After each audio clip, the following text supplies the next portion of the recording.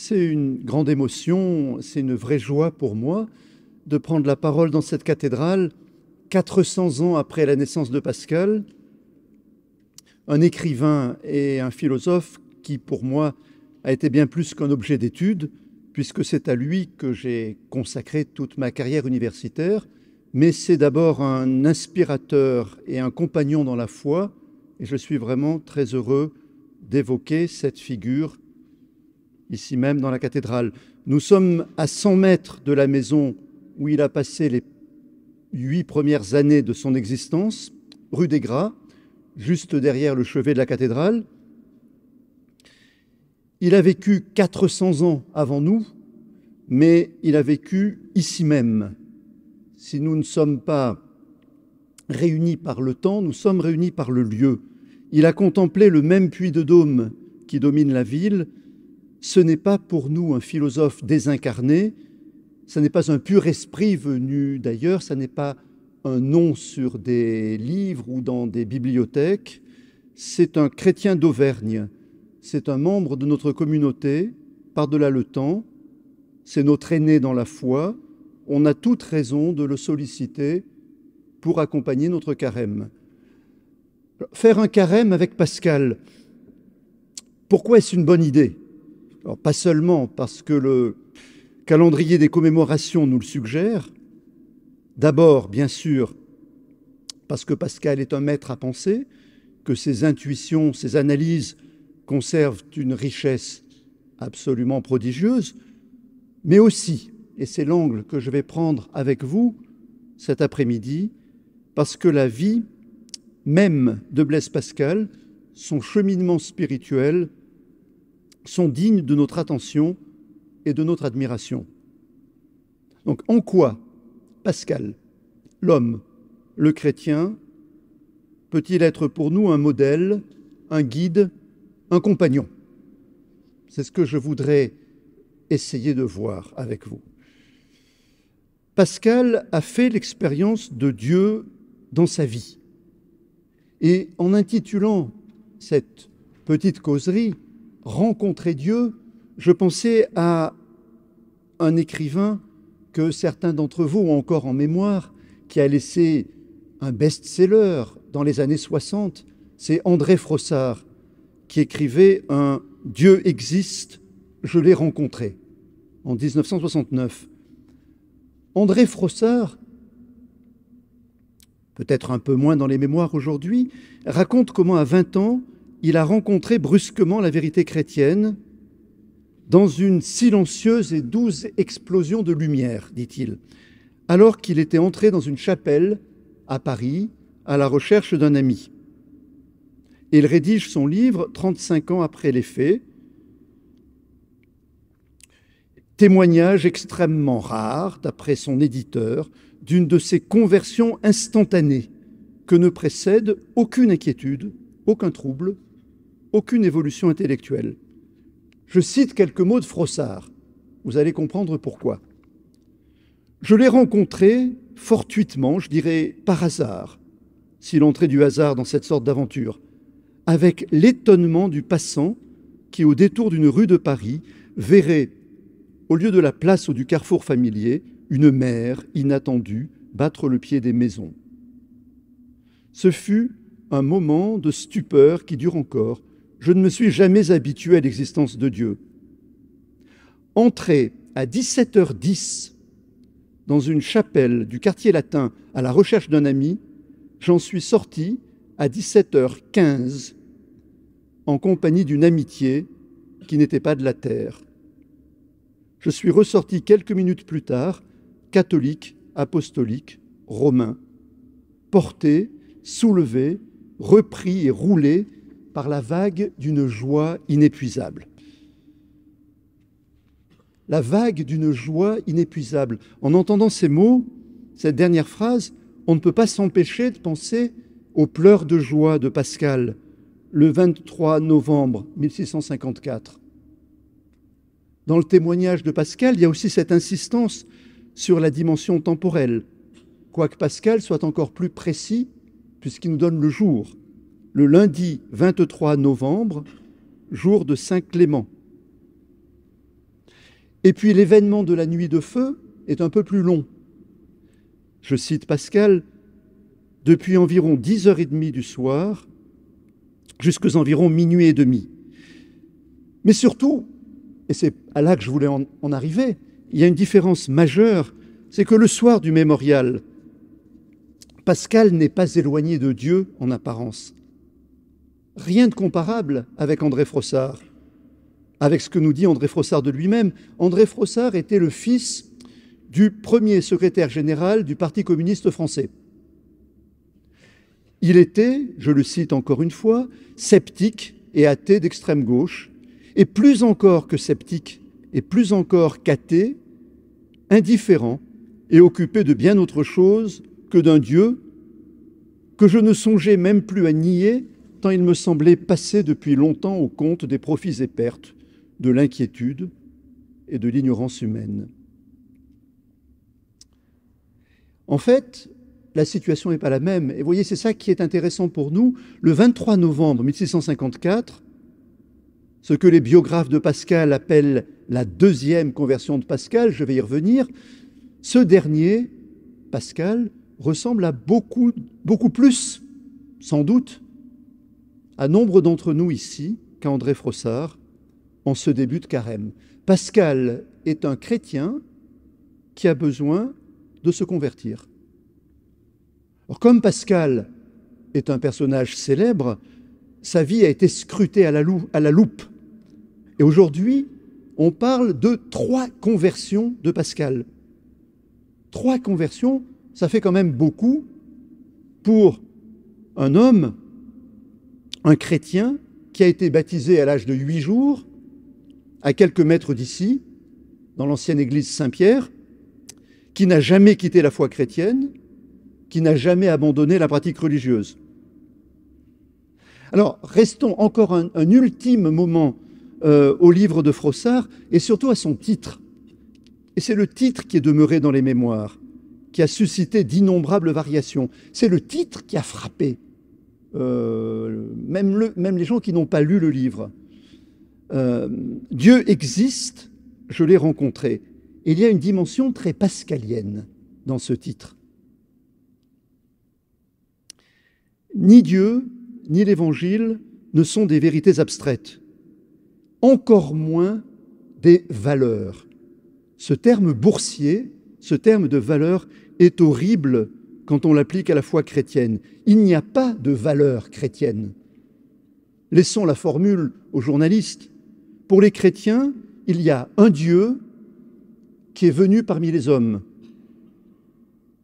Pascal était très réservé devant les preuves de l'existence de Dieu.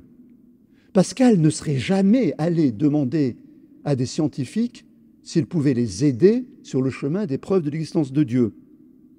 Je vous cite une pensée qui porte le numéro 222 en livre de poche dans l'édition Sellier. Pascal nous dit « Les preuves de Dieu, métaphysiques, sont si éloignées du raisonnement des hommes et si impliquées, c'est-à-dire enchevêtrées, complexes, difficiles, qu'elles frappent peu. Et quand cela servirait à quelques-uns, cela ne servirait que pendant l'instant qu'ils voient cette démonstration. Mais 1 heure après, ils craignent de s'être trompés. » C'est beau ça, c'est tout Pascal. On fait des bons raisonnements, personne ne peut les contredire, mais 1 heure après, on craint de s'être trompé. On ne conduit pas toute sa vie sur des raisonnements, aussi brillants et solides soient-ils. On ne remet pas son existence à un Dieu dont les philosophes nous auraient apporté la preuve. Et dans la formule de Frossard, Dieu existe, je l'ai rencontré, on comprend immédiatement que le rapport à Dieu est d'un autre ordre, celui de la rencontre. Et c'est le mot sur lequel je vais m'arrêter maintenant. Le mot est magnifique. Il est plus difficile qu'il en a l'air. Qu'est-ce que rencontrer Dieu? André Frossard a une boutade. J'ai rencontré Dieu comme on rencontre un platane. Est-ce que Pascal a rencontré Dieu? Et comment, à sa suite, pourrions-nous rencontrer Dieu? Posons-nous la question, franchement. Je partirai d'une pensée qui va me servir de guide pendant toute cette petite conférence, une pensée qui se trouve dans la conclusion de la série de liasses classées de Pascal. Cette pensée, 410, commence ainsi. Si j'avais vu un miracle, je me convertirais.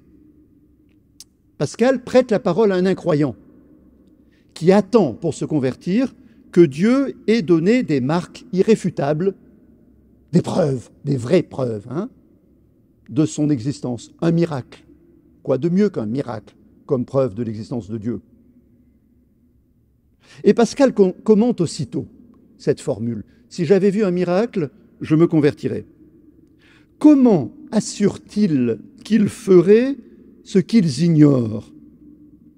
Ils s'imaginent, ces gens qui parlent comme ça, qui attendent un miracle, ils s'imaginent que cette conversion consiste en une adoration qui se fait de Dieu comme un commerce et une conversation telle qu'il se la figure.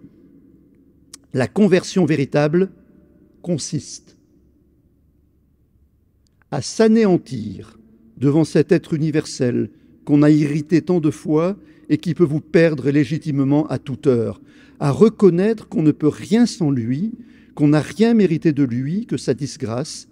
Elle consiste à connaître qu'il y a une opposition invincible entre Dieu et nous, et que sans un médiateur, il ne peut y avoir de commerce.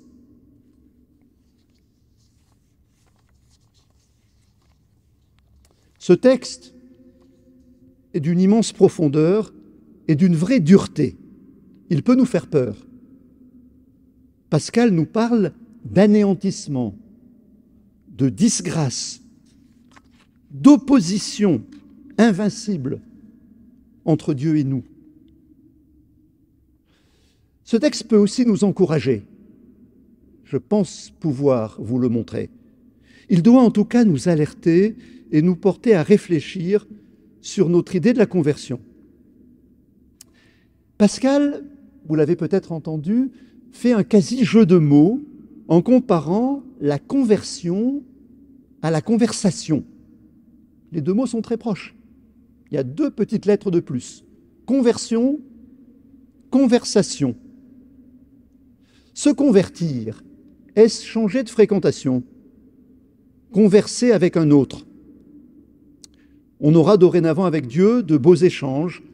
Dieu va devenir notre interlocuteur dans une prière régulière, renouvelée, qui est un commerce au sens classique du terme. Vous savez, quand on dit quelqu'un de bon commerce, un commerce, c'est-à-dire une fréquentation. Il s'imagine, je reprends la phrase de Pascal, il s'imagine que cette conversion consiste en une adoration qui se fait de Dieu comme un commerce et une conversation. Rencontrer Dieu, ce serait comme découvrir un nouvel ami, meilleur, plus parfait que tous les amis qu'il nous est donné de fréquenter, un ami de qualité supérieure, certes, mais enfin sur le même modèle que tous les amis qu'on a, le même en mieux. C'est un peu ce que nous disait Frossard tout à l'heure, quand il nous disait qu'il est sorti à 17h15 en compagnie d'une amitié qui n'était pas de la terre. Pascal, notre Pascal, est assez ironique devant cette perspective. La conversion ne saurait pour lui se résoudre à un changement de conversation, un changement de fréquentation. Surtout, elle ne relève pas de la logique tranquille et rassurante du déjà connu. La conversion est un saut dans l'inconnu. Vous avez entendu cette première objection de Pascal. Comment assure-t-il qu'ils feraient ce qu'ils ignorent? Si j'avais vu un miracle, je me convertirais. Et c'est peut-être la première idée centrale que nous pouvons tirer de cette affaire. Rien d'important, rien de vraiment essentiel ne peut se produire dans notre existence en faisant l'économie du risque, en organisant en planifiant, en respectant ce qu'on appelle aujourd'hui le principe de précaution. C'est un des grands enseignements de la célèbre page de Pascal que vous connaissez et qui est connue comme le pari, même si ça n'est pas son titre et si le nom de Paris n'y figure pas. Et même s'il donne lieu à beaucoup de débats dans la critique, il y a quand même une idée centrale dans ce texte sur lequel on peut se mettre d'accord. On ne peut pas s'épargner un saut dans l'inconnu. Tout ce qui engage le cœur, et vous savez que le nom de cœur, le terme de cœur, est pour Pascal la principale pièce de notre être, la principale composante de notre être. Eh bien, tout ce qui engage le cœur impose de risquer. En matière religieuse, disait Jeanne Russier, qui est une critique de Pascal, elle avait cette formule que je trouve très simple et très belle. Il faut, pour acquérir la certitude, commencer par opter pour l'incertain. On doit passer par l'incertain. On ne peut pas arriver tranquillement à la certitude. Prenons une comparaison qui nous est plus familière. Quand on aime quelqu'un, quand on aime un être, qu'on s'engage à lui définitivement, on n'est jamais par avance, on n'a jamais la garantie que cet engagement est sûr, que cet amour est sans risque, qu'il est protégé de toute traîtrise, de tout revirement. Est-ce que je sais par avance que je peux faire toute confiance à la personne à qui je vais me lier? Non, je ne le saurai qu'après. Et parce que j'aurai donné ma confiance, sans réserve et sans garantie. Eh bien, la suprême décision du cœur, la conversion, est de cette nature. Mais enfin, vous êtes peut-être en train de penser, vous nous parlez de conversion dans cette cathédrale de Clermont, mais ne sommes-nous pas tous déjà un peu convertis? Les chrétiens que nous sommes, ou qu'une bonne partie d'entre nous sommes, ont-ils besoin de se convertir? Bon, d'approfondir notre foi, on est bien d'accord. De la pratiquer avec plus de sincérité, tout à fait juste. S'engager davantage. Mais est-ce que ça mérite le nom de conversion? Alors, revenons-en maintenant de plus près à Pascal et aux 3 conversions qui ont ponctué sa brève existence, même pas 40 ans.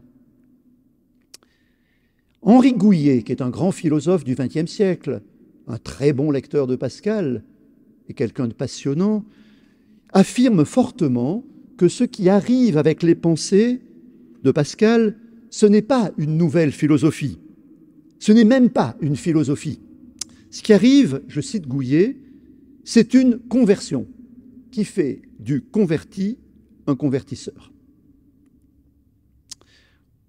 Alors, on ne saurait mieux dire le statut essentiel de la conversion dans l'expérience spirituelle de Pascal, comme dans son projet d'écriture. Pascal s'est converti et Pascal veut qu'à sa suite, chacun de nous se convertisse. C'est quand même bizarre. Pascal, je vous disais tout à l'heure, a été baptisé à l'âge de 8 jours. Ça nous paraît tôt. En fait, c'est même un peu tard pour l'époque, où les nouveau-nés mouraient très nombreux et où la pire chose qu'on craignait pour un nouveau-né, c'était qu'il meure sans baptême. Alors, probablement, le bébé Blaise a été ondoyé à sa naissance en attendant que le père revienne pour qu'on procède au baptême. Étienne était en mission à Paris pour défendre la cause de Clermont contre la rivale de toujours, Riom. Donc Pascal a été baptisé à 8 jours, c'est quand même pas très vieux. Il a été élevé par son père dans une foi chrétienne ferme. C'est ce que nous raconte dans la vie de Pascal sa sœur Gilberte, la sœur aînée. Elle parle de ce père, Étienne, qui, ayant lui-même un très grand respect pour la religion, lui avait inspiré dès l'enfance. Donc Pascal n'a jamais perdu la foi, comme on dit bizarrement et un peu maladroitement, comme si la foi était de ces choses qu'on perd, comme sa montre ou son téléphone portable. Et pourtant, notre bon chrétien, vous disais-je tout à l'heure, a connu plusieurs conversions. Faisons le compte. La première survient en Normandie, à Rouen, en 1646, où il séjourne avec toute sa famille. Je n'entre pas dans les détails, vous les trouverez partout, ils sont assez savoureux, mais je signale que c'est un bouleversement spirituel qui frappe tous les membres de sa famille. Cette conversion est un événement familial qui aura des répercussions sur le père Étienne, sur les 3 enfants, Gilberte, Blaise, Jacqueline, sur le gendre, sur le mari de Gilberte, Florin Perrier, sur les enfants du couple. Voilà. À ce moment-là, Pascal approfondit sa formation théologique, il se met à lire des livres de piété, il fait des lectures religieuses, il se lance dans une polémique avec un prêtre un peu scandaleux, le sieur de Saint-Ange, et on voit ce Pascal avec le feu du néophyte qui polémique face à ce théologien qui déraisonne. Donc, à 23 ans, Pascal, à Rouen, décide de mettre sa foi au cœur de son existence. Il était chrétien avant, mais avec cet événement normand, la foi devient la chose essentielle. Et derrière lui, il entraîne tout son entourage. Et pourtant, 8 ans plus tard, en 1654, prend place le grand événement, l'événement le plus connu, celui d'une deuxième conversion. C'est la nuit de feu dont il nous reste le mémorial.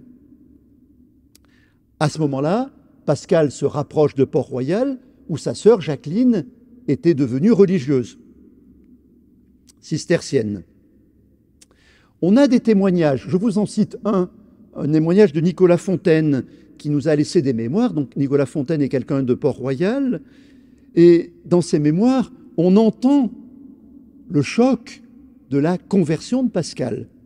Écoutez-le. C'est Fontaine qui parle. Monsieur de Sacy et tout Port-Royal des Champs étaient ainsi tout occupés de la joie que causait la conversion et la vue de monsieur Pascal, et on admirait la force toute puissante de la grâce qui s'était si humblement soumis, cet esprit si élevé de lui-même, par une miséricorde dont il y a peu d'exemples. C'est la fin de l'entretien avec monsieur de Sacy. Vous voyez, ils ont vécu, ils ont compris cela comme une conversion stupéfiante. Et il nous parle aussi de cette humilité paradoxale et miraculeuse où sont renversées toutes les hiérarchies. Je vais y revenir dans un instant. Mais continuons l'histoire. Comme s'il ne suffisait pas que ce chrétien de naissance soit déjà passé par 2 conversions, les critiques, les biographes de Pascal, se sont ingéniés en détecter une 3e. Or, ils ne sont pas tous d'accord ni sur sa nature, ni sur sa date. Je ne vais pas me lancer dans l'exposé du dossier, ce n'est pas notre sujet maintenant, mais ce qui est intéressant, c'est qu'ils ont tous senti qu'il s'était encore passé quelque chose de très fort dans les dernières années de la vie de Pascal, dans les 2-3 ans qui précèdent sa mort, et que ce quelque chose est de l'ordre de la conversion. Voilà ce qu'en dit un autre critique, un très grand lecteur, un très grand éditeur, le plus grand connaisseur de Pascal au XXe siècle, qui est Jean Ménard. Pascal prit le dessein de se retirer de toutes les controverses, de se consacrer plus encore que par le passé aux œuvres de charité et de piété. La fin de l'année 1661, l'année qui précède sa mort, fut donc marquée comme par une nouvelle conversion.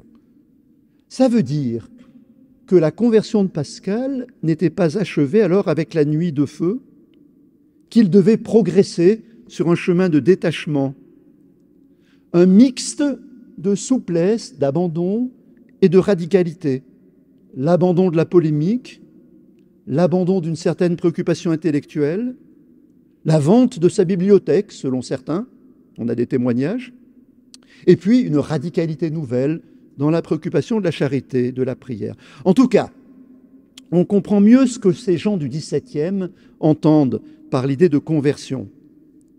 Quand Pascal, dans le mémorial, s'accuse d'avoir oublié Dieu, cela ne recouvre ni une période d'indifférence religieuse, et encore moins une perte de la foi. Le mot conversion est continuellement employé à Port-Royal, comme dans la Bible, pour désigner un retournement de l'âme. Mais Pascal n'a jamais douté véritablement. Beaucoup d'autres ont douté. Certains sont passés par des périodes d'incroyance. Non, ce n'est pas le cas de Pascal. Mais son drame intérieur, j'emprunte la formule à Jean Ménard encore, n'est pas celui de la foi, mais de la vie de foi. Oui, c'est un problème de hiérarchie, de mise en ordre de notre existence, du choix du principal et du secondaire. Il s'agit de savoir ce qui importe le plus, ce qui doit passer en premier. Et cette réorganisation de notre vie est toujours à recommencer. C'est comme dans nos intérieurs, où le désordre finit toujours par prendre le dessus. Il faut continuellement remettre les choses à leur place. Alors, revenons au 23 novembre 1654, à la nuit de feu.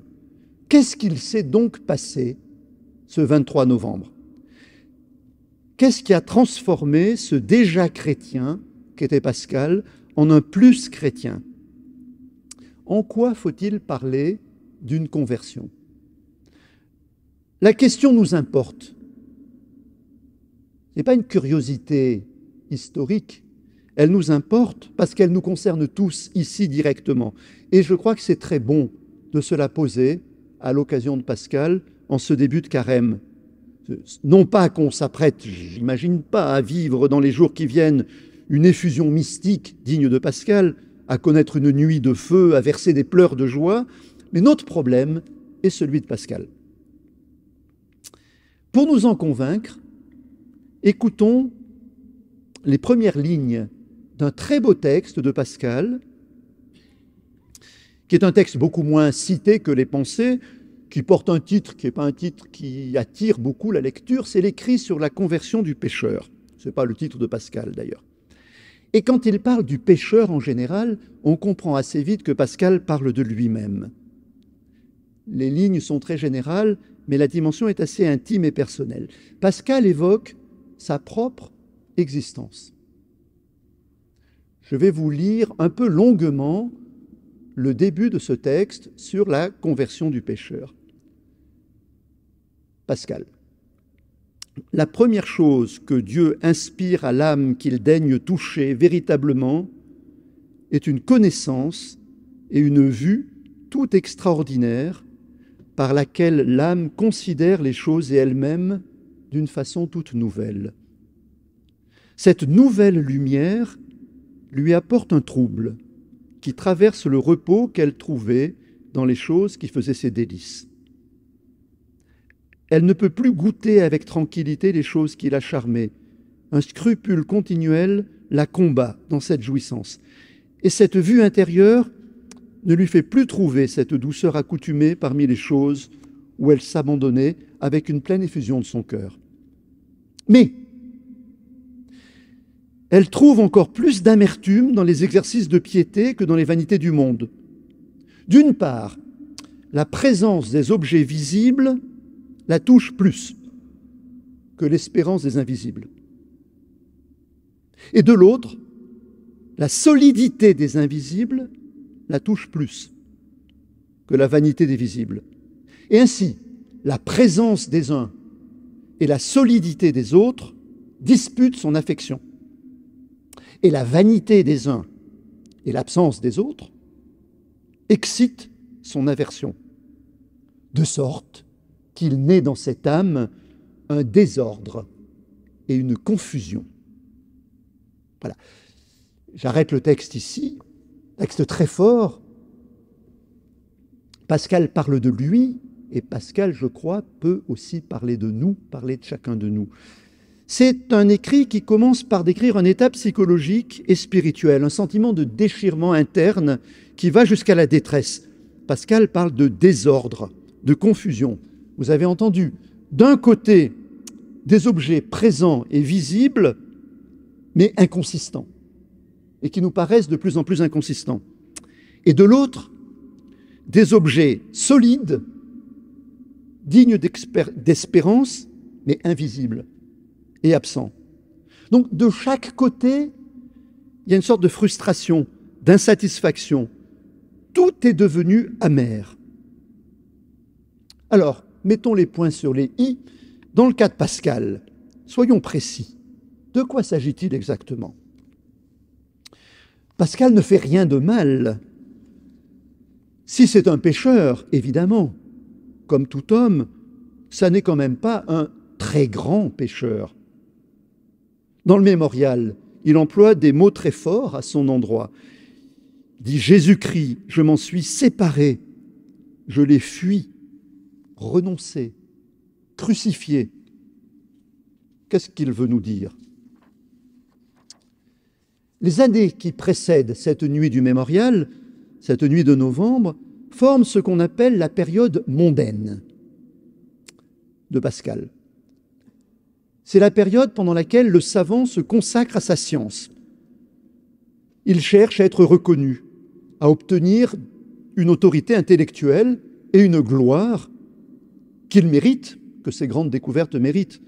Il correspond, vous le savez peut-être, avec le mathématicien Fermat sur les probabilités. Il a inventé sa machine arithmétique, il essaye de la diffuser. Pour lui donner un petit peu d'importance, il l'offre à une reine, la reine Christine de Suède, pour en tirer du prestige. Il participe aux travaux d'une académie parisienne de mathématiques. Où est le mal? Il ne fait rien de mal. Toutes ces choses sont respectables. Et même, de notre point de vue, remarquables, mais insuffisantes et dévoreuses. Pascal a besoin d'unifier sa vie, pour prendre une formule chère aux moines, notamment aux bénédictins. On ne peut pas partager, on ne peut pas faire la part des choses. Donner sa part à Dieu, donner sa part à l'ambition, donner sa part à la carrière, à la vie de famille. L'un doit nécessairement prévaloir. Tout a sa place, mais tout ne peut pas être mis sur le même plan. Sur le plan des idées et des principes, bien sûr, Dieu est au sommet, mais Dieu reste une sorte d'abstraction, une réalité lointaine, alors que la machine arithmétique, l'enthousiasme qu'elle remporte, la notoriété scientifique, ça, ce sont des réalités tangibles pour le jeune savant Blaise Pascal. Elles occupent son quotidien, oui, mais elles ne remplissent pas sa soif d'absolu. Elles ne donnent pas un vrai sens à l'existence. Voilà l'état de Pascal à la veille de la nuit de feu. Alors, que se passe-t-il dans la nuit du 23 novembre 1654? Ça n'est pas une apparition, ce n'est même pas une vision, ce serait plutôt une sorte d'illumination. C'est d'abord le sentiment d'une présence. Dans le papier que griffonne Pascal au milieu de la nuit, le mémorial, surgissent toute une série de réminiscences de la Bible, de l'Ancien comme du Nouveau Testament. Mais toutes ces bribes d'écriture sainte conduisent à un nom. Je trouve ça merveilleux. Pascal, vous connaissez bien sûr la formule, écarte le Dieu des philosophes et des savants pour lui substituer le Dieu d'Abraham, Dieu d'Isaac, Dieu de Jacob. Puis après, ce Dieu fait place Dieu de Jésus-Christ. Et enfin, l'acmé, le sommet de cette expérience, c'est quand Pascal peut dire « Mon Dieu ».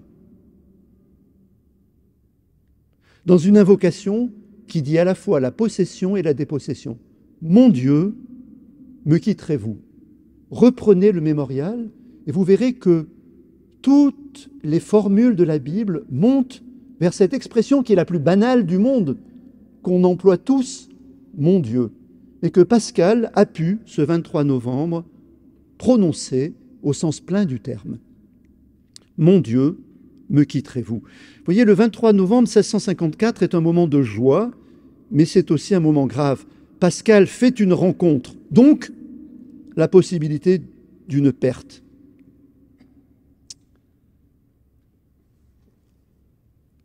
Pourquoi Pascal a-t-il conservé ses papiers dans sa doublure? Est-ce par superstition? Est-ce pour les relire de temps en temps? Non. Pour garder la trace concrète d'un événement concret, subitement, Dieu s'est rendu présent à lui. Voilà la rencontre. Ce n'est pas une création de son esprit, c'est devenu une certitude, une vue, une évidence dont il se réjouit de n'être pas le maître. Prier Dieu de ne pas se retirer, c'est accepter véritablement que Dieu existe en dehors de moi et continuer d'une autre manière à célébrer sa présence. C'est aussi cela, rencontrer Dieu. C'est lui dire, mon Dieu, me quitterez-vous? Un an après, 1 an et demi à peine, après la nuit du mémorial, Pascal connaissait une nouvelle joie concernant sa nièce, la petite Marguerite Perrier. Et là, je n'ai plus le temps de développer les choses. C'est le miracle de la Sainte Épine. Marguerite Perrier était la nièce et la filleule de Blaise Pascal. Elle est miraculeusement guérie après l'attouchement d'une relique de la Sainte Épine. L'événement a un retentissement considérable. Pascal en conçoit une joie immense et une reconnaissance toute particulière.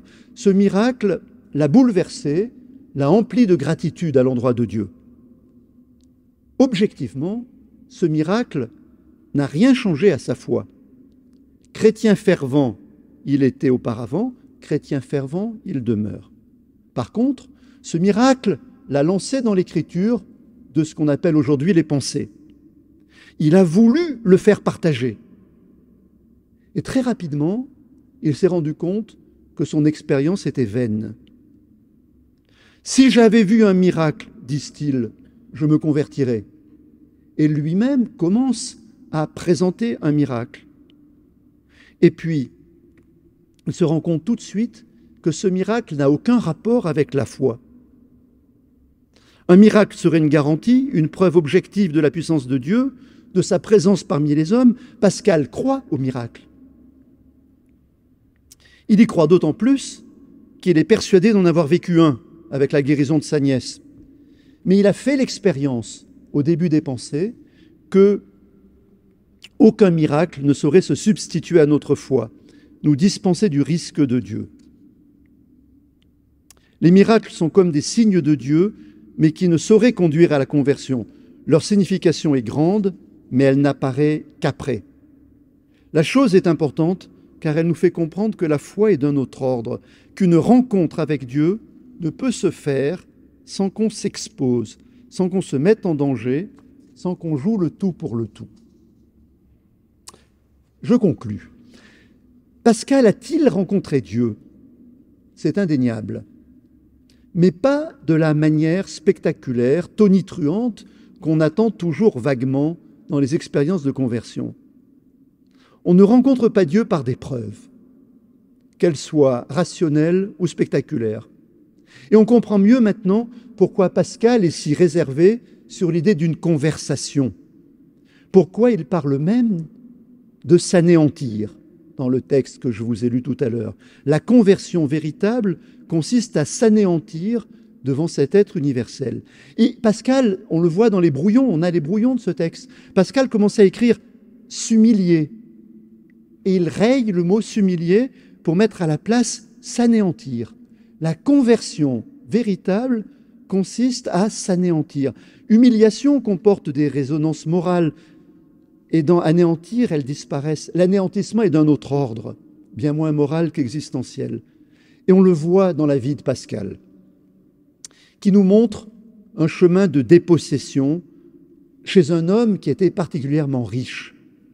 Pascal nous fait penser au jeune homme riche de l'Évangile, qui s'en alla tout triste parce qu'il avait de grands biens.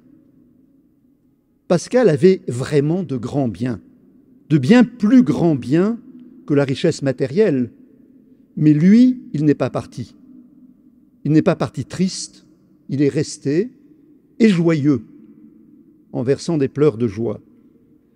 Il est allé très loin dans l'oubli de soi-même, oubli du monde et de tout hormis Dieu, écrit-il dans le mémorial. En fait, vous voyez, ce qui me frappe personnellement en méditant sur la vie de Pascal et en fréquentant son œuvre jour après jour, il me montre comment on est encombré par soi-même. L'amour-propre, ce qu'on appelle au XVIIe siècle l'amour-propre, c'est-à-dire la fixation sur soi, le souci de soi-même, l'auto-amour, l'amour-propre nous bloque, nous arrête, nous enferme. Et au lecteur des pensées, que Pascal voulait d'abord ébranler par le miracle, et puis qu'il a arrêté, à qui il a arrêté de parler de miracle, au lecteur des pensées, Pascal tient un nouveau discours, celui de la rencontre. C'est pour ça que je l'ai mis au titre de cette conférence. Je cite Pascal. « Qu'ils donnent à cette lecture quelques-unes de ces heures qu'ils emploient si inutilement ailleurs. Quelque aversion qu'ils y apportent, peut-être rencontreront-ils quelque chose. Et pour le moins, ils n'y perdront pas beaucoup. Mais pour ceux qui y apportent une sincérité parfaite, un véritable désir de rencontrer la vérité, j'espère qu'ils auront satisfaction et qu'ils seront convaincus des preuves d'une religion si divine. » Vous entendez bien les termes, hein? Une sincérité parfaite, un véritable désir de rencontrer, et c'est-à-dire une disponibilité totale. Voilà ce que Pascal entend par l'anéantissement.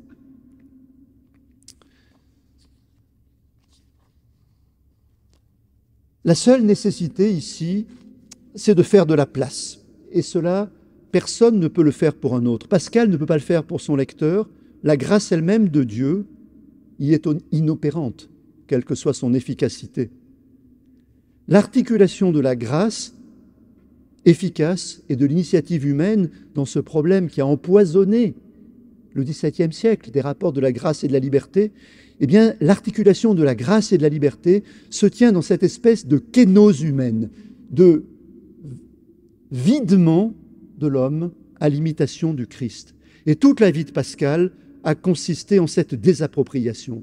On en a un bel écho, un écho très touchant, dans la lettre que Jacqueline, la sœur religieuse, envoie à Clermont-Ferrand, à Gilberte, le 25 janvier 1655, quelques semaines après la nuit de feu. Mais elle n'avait pas connaissance de la nuit de feu. Personne n'avait connaissance de la nuit de feu. On l'a découverte après la mort de Pascal. Écoutez, Jacqueline, écrivant à sa sœur, « Je ne faisais que le suivre sans user d'aucune sorte de persuasion, et je le voyais peu à peu croître de telle sorte que je ne le connaissais plus. Je crois que vous en ferez autant que moi si Dieu continue son ouvrage. » Et particulièrement en l'humilité, en la soumission, en la défiance et au mépris de soi-même et au désir d'être anéanti dans l'estime et la mémoire des hommes. Voilà ce qu'il est à cette heure. Il n'y a que Dieu qui sache ce qu'il sera un jour. Vous avez entendu cette formule « croître en humilité ». C'est une étrange formule, hein. Cette humilité qui frappe Jacqueline, comme on a entendu tout à l'heure qu'elle frappait Port-Royal, ce n'est pas un simple abaissement, c'est une élévation paradoxale. Jusqu'où Pascal montera-t-il avec une telle humilité? Et c'est nous qui en sommes les témoins aujourd'hui, 400 ans après sa mort, après sa naissance, pardon, qui nous réunissons ici autour de sa personne, parce que cette personne s'est vidée, s'est humiliée d'une façon inouïe. Le curé de Saint-Étienne-du-Mont, qui lui a administré les derniers sacrements, qu'il a assisté dans les derniers jours de sa maladie, le curé de Saint-Étienne-du-Mont était frappé par l'humilité de Pascal. Et il répétait, c'est un enfant. Il est soumis comme un enfant. Il est humble, il est soumis comme un enfant. Ce témoignage résume en un seul mot le chemin par lequel Pascal a rencontré Dieu. Alors je finis en reprenant le titre de Froissart. Dieu existe, je l'ai rencontré. Il pourrait y avoir un petit problème si on interprétait mal ce titre. Non pas le verbe rencontrer, vous avez vu comme il est juste, hein, mais le pronom « je ». Pascal dirait plutôt « Dieu existe, il est venu à ma rencontre ». Et le 23 novembre 1654, lors de la nuit de feu, c'est ce qui s'est passé. Il ne suffit pas que Dieu se découvre. Pascal pourrait ajouter « J'étais là lorsqu'il est venu, je l'attendais, je m'étais rendu disponible, je m'étais débarrassé de tout ce qui m'encombrait, j'étais là pour lui ». Voilà l'attitude à laquelle nous invite Blaise Pascal en ce premier dimanche de Carême, une disponibilité spirituelle, un désir fervent d'unifier notre vie. Lui-même l'a fait avec toute l'intransigeance, l'honnêteté, la sensibilité qui étaient les siennes. Puissions-nous tous l'imiter. Amen.